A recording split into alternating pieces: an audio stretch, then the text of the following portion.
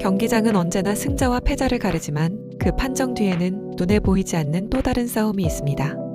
선수들의 몸은 한계를 넘어서고 감독의 머릿속은 수많은 경우의 수로 복잡해집니다. 그 모든 것을 견디며 우리는 모두 각자의 경기장에서 뛰고 있습니다. 대한민국이라는 이름표를 달고 월드컵이라는 거대한 무대에 선다는 것. 그것은 단순한 영광을 넘어선 감당하기 힘든 무게일 때가 많습니다. 손흥민 선수의 눈빛에는 늘 득점에 대한 갈망과 동시에 팀을 이끌어야 한다는 책임감이 서려 있었습니다. 이강인 선수는 천재적인 재능으로 기대를 한몸에 받았지만 그 기대는 때로 그를 더 거대한 압박감 속에 가두었습니다. 끝없이 이어지는 경기, 훈련, 그리고 국민들의 시선은 한 사람의 몸과 마음을 갉아먹습니다. 처음에는 열정이었던 것이 어느 순간부터는 타들어가는 잿더미처럼 변합니다. 바로 번아웃이었습니다. 번아웃은 단순히 지치는 것이 아닙니다. 몸과 마음이 고갈되어 판단력마저 흐려지는 상태를 말합니다. 어쩌면 그라운드 위에서 그리고 벤치에서 우리는 번아웃이라는 거대한 그림자와 싸우고 있었는지도 모릅니다. 육체적인 피로는 익숙했지만 정신적인 피로는 자신도 모르는 사이에 결정의 순간을 잠식했을 것입니다. 그리고 그 순간 우리는 또 다른 함정에 빠집니다. 바로 심리적 고착입니다. 홍명보 감독의 벤치를 다시 떠올려 봅니다. 그는 선수 시절부터 대한민국 축구의 중심이었고 2002년 월드컵의 영광을 이끌었던 리더였습니다. 한때 그의 리더십과 굳건한 신념은 팀을 하나로 모으는 힘이었습니다. 그때도 통했다. 이번에도 통할 것이다. 과거의 성공 경험은 강력한 확신이 됩니다. 위기 속에서 사람은 새로운 길을 찾기보다 가장 익숙하고 성공했던 길을 고수하려는 경향이 있습니다. 이것이 바로 인지적 고착입니다. 과거의 성공이 현재의 판단을 붙잡는 상태입니다. 자신이 옳다고 믿었던 방식, 한때 빛나는 결과를 가져왔던 전략이 현실을 가리는 안개가 되는 순간입니다. 어쩌면 홍명보 감독 역시 자신이 가장 옳다고 믿는 선택을 끝까지 책임지려 했을지도 모릅니다. 하지만 그 믿음은 감독 혼자만의 것이 아니었습니다. 감독은 홀로 팀을 만들 수 없습니다. 그를 선택한 사람, 그의 선택을 믿었던 사람, 그리고 끝까지 그 선택을 지지한 사람들이 있을 때 한 사람의 판단은 조직 전체의 판단이 됩니다. 그때 모든 시선은 감독 개인에게 향했지만 경기가 끝난 뒤 다시 영상을 보면 벤치 뒤에 앉아있던 정몽규 회장과 협회 관계자들의 모습이 눈에 들어옵니다. 대표팀 감독을 선임하는 순간 그 결정은 협회의 결정이 됩니다. 그리고 시간이 지날수록 처음 내린 선택을 인정하는 것보다 그 결정을 바꾸는 것이 더 어려워집니다. 정몽규 회장 역시 감독 한 사람을 지키고 있었던 것이 아니라 협회의 선택을 끝까지 지키고 있었는지도 모릅니다. 사람은 한번 내린 결정을 바꾸는 순간 자신의 판단뿐 아니라 자기 자신마저 부정하는 듯한 기분을 느낍니다. 우리가 틀렸습니다. 그 한마디는 생각보다 훨씬 무거운 용기를 요구합니다. 그래서 우리는 새로운 증거를 찾기보다 기존의 선택을 지켜줄 이유를 찾기 시작합니다. 심리학에서는 이를 확증 편향이라고 부릅니다. 자신이 믿는 것을 증명하는 장면은 크게 보고 그 믿음을 흔드는 장면은 작게 보기 시작하는 것입니다. 한 번의 좋은 경기나 한 번의 빛나는 장면을 보며 아직 가능성이 있다고 믿습니다. 반대로 반복되는 경고는 조금만 더 기다리면 된다는 말로 애써 넘겨버립니다. 처음에는 희망이었던 것이 어느 순간부터는 현실을 가리는 안개가 됩니다. 그리고 이 안개는 한 개인보다 조직 전체를 더 쉽게 덮어버립니다. 가장 무서운 것은 확증 편향 그 자체가 아닙니다.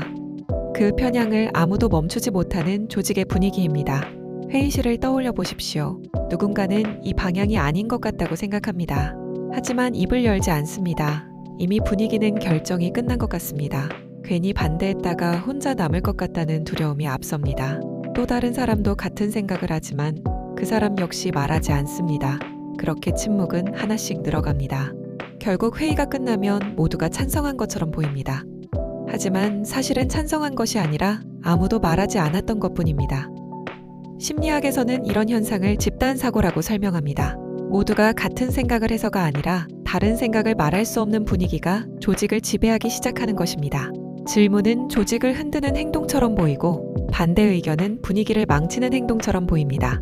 그래서 사람들은 현실보다 분위기를 선택합니다. 그리고 그 순간 조직은 가장 중요한 것을 잃습니다. 정답이 아니라 질문입니다. 팬들은 계속 변화를 요구했고 언론도 지금이라도 변화가 필요하지 않느냐고 물었습니다.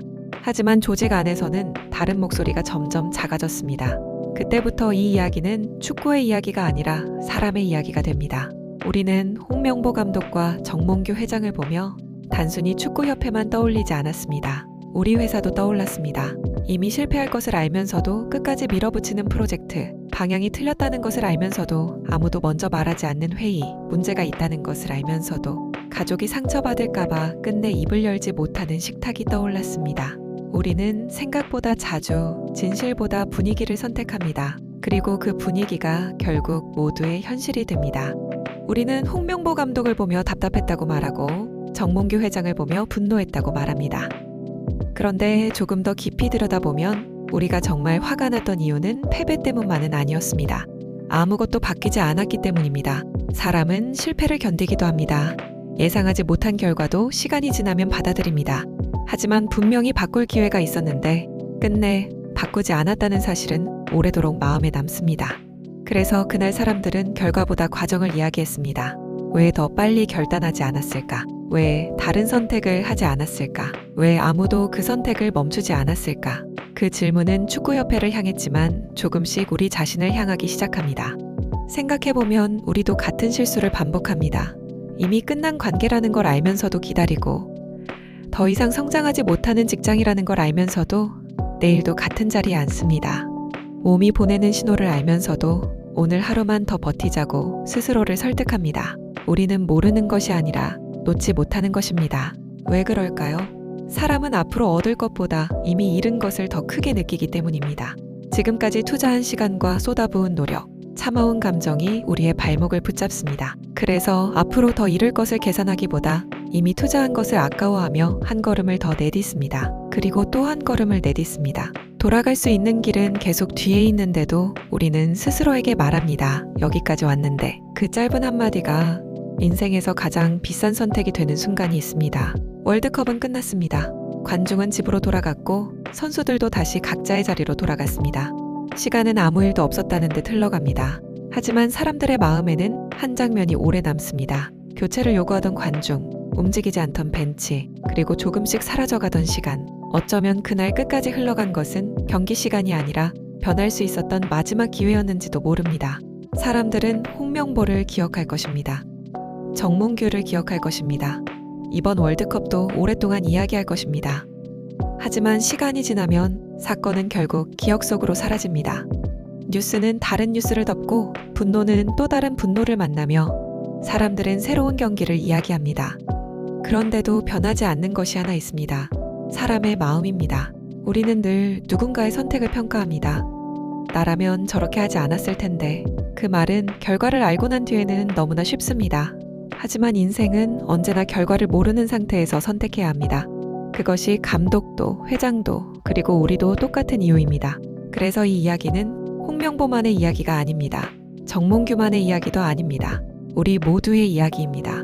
회사에서 잘못된 방향이라는 것을 알면서도 회의실에서 침묵했던 사람, 가정에서 이대로는 안 된다는 것을 알면서도 아무 말도 하지 못했던 사람, 관계에서 이미 끝났다는 것을 알면서도 혼자 희망을 붙잡고 있었던 사람, 어쩌면 그 사람이 바로 우리였습니다. 우리는 틀린 선택을 해서 같은 삶을 사는 것이 아닙니다. 바꾸지 못해서 같은 삶을 반복합니다. 사람에게 가장 어려운 일은 새로운 선택을 하는 것이 아니라 오랫동안 믿어온 선택을 내려놓는 일입니다.